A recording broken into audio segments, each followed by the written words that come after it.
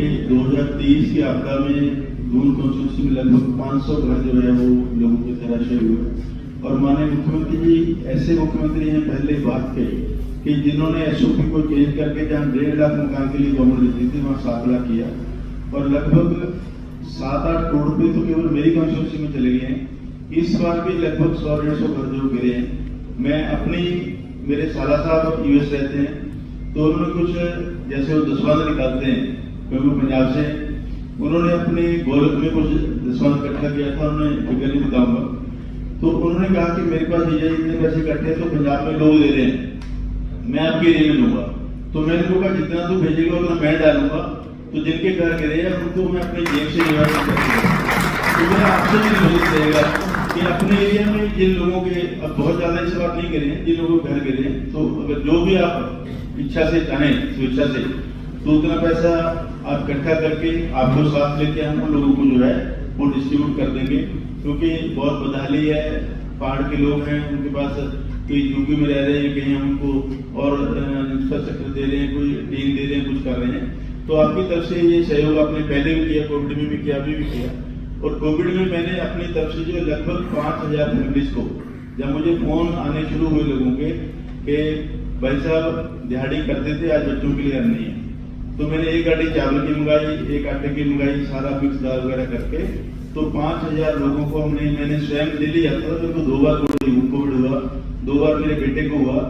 तो आप लोगों को मैं अब ये नहीं समझता हूँ कि आप बाहर के, मैं आपको कहता हूँ आप बद्दी के, आप हिमाचल के, जब आपने वहाँ इतना बड़ा इंफ्रास्ट्रक्चर बना दिया। और एक बहुत बड़ी बात, हमारा जो डीआईसी एरिया है उसके लिए मैं कमरे में बताऊंगा, मैं आपके लिए और अच्छी सौगात जो है वो लेके आने वाला हूँ। तो वो खुशखबरी है, कुछ जो डीआईसी के लोग जिन्होंने 30-35 साल से इंडस्ट्री लगाई है तो उनके लिए भी एक मैं प्लानिंग कर रहा हूँ। मैं हमारे एक कमेटी जो विधानसभा की उसमें इंडस्ट्री 4-5 डिपार्टमेंट्स मेरे पास हैं, तो उसमें हमने रिव्यू किया, उसमें हमने पॉलिसी बना दी है, उस पॉलिसी को डिक्लेयर माननीय मुख्यमंत्री जी करेंगे, उससे इंडस्ट्री को बहुत बड़ा फायदा जो है वो होने वाला है। Thank you. थैंक्स में नहीं है पर कम से कम लेना, मतलब कि जिस यथास्थिति रहने दें जैसी स्थिति में हम हैं, तो आप यही एडवोकेसी कर सकते हैं। हम किसी चीज की डिमांड नहीं करते हैं एसोसिएशन में, ये सर्कमस्टांसेस ऐसे हैं, माहौल ऐसा है, बट यथास्थिति भी अगर रहे तो we will be happy to note that. Thank you very much to the sponsors, future energy association. We welcome our Janagar SDM Srinivas Ahluwalia ji and SDM Bati, Dr. Sanjeev Himani ji and other government officers. Press बंधु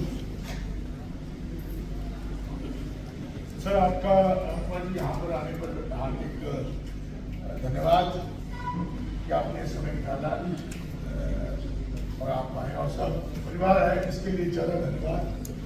Mrs Ramkumar का भी, जिन्होंने आकर आपके साथ यहाँ पर थोड़ा बनाई है।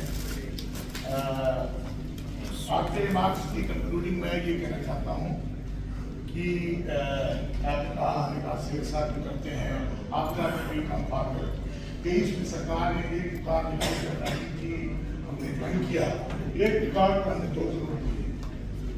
इस बार हमको दुकान की वेट करते रहे। विप्रो में ये आया जो व्यक्ति विशेष आपदा में देना चाहता है, तो उन्होंने हमें जो में दे दिया। हम चाहते हैं कि आप एक बार बनाएं, we are ready to give for this Himachal Pradesh. हम इसमें मैं ये भी कहूँगा, जैसे इंडिविजुअली जाके देखे हैं तो अच्छा लगता है। जैसे वर्धमान 50 लाख देके आई, कुछ इंडस्ट्री देके तो अच्छा ही लगता है।